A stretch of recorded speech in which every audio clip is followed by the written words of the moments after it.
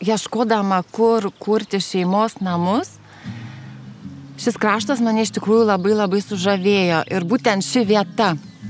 Labiausia tai tas ryšys su gamta, kuris jau 19 metų manęs neapleidžia. Man buvo labai svarbu erdvė, kad tokia kalnas, vanduo, kelias. Sąlygos čia yra tikrai kurti. Čia kaip kokia kryžkelė, kurioje susitinka senoviški dalykai su radikaliais naujaisiais.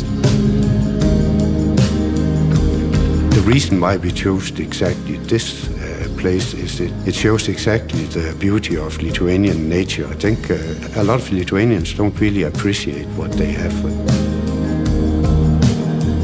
Ukmergė jau gyvuoja beveik 700 metų. Ir net tas žodis, kad gyvuoja, tai skirtingos kalbos, kultūros, tautos, tai sankirtos taškas, kuris jungia rytus ir vakarus. Ir prie didelės miesto istorijos prisidedu aš ir kiti ukmergiškiai, kurie kuria miestą šiandieną.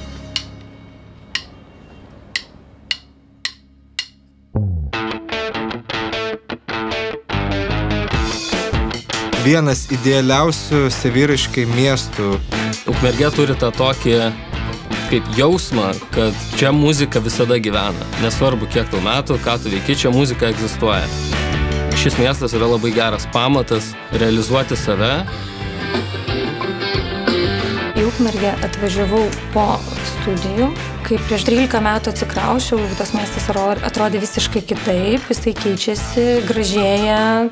Gyvenu šalia miško, ką visada labai norėjau. Ukmergė šiuo metu jau mano namai, galiu vadinti savo namais. Mes turim 2 sūnus. Turbūt jie tą ir suteikia, kad aš jaučiu kažką darydama prasmingo, juos augindama. Pirmiausiai mažame mieste tai yra saugumo jausmas. Tiesiog viskas yra pasiekiama ranka, begalė būrelių. Ir sporto, ir meno.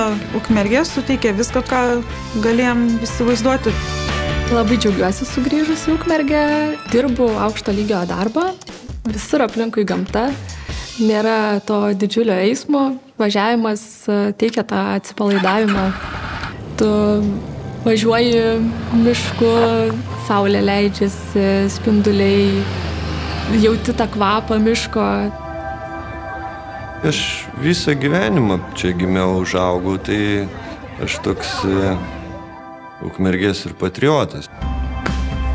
Vieša vieta, kur gali žmonės susirinkti, pabendrauti, susipažinti. Undergroundinė kultūrkė.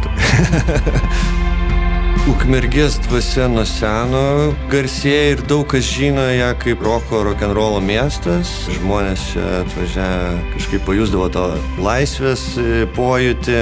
Matau, kad jungiasi ir daugiau žmonių tą daryti ir patinka. Ir matau, kaip laisvės dvasia suburia žmonės kurti miestą kartu.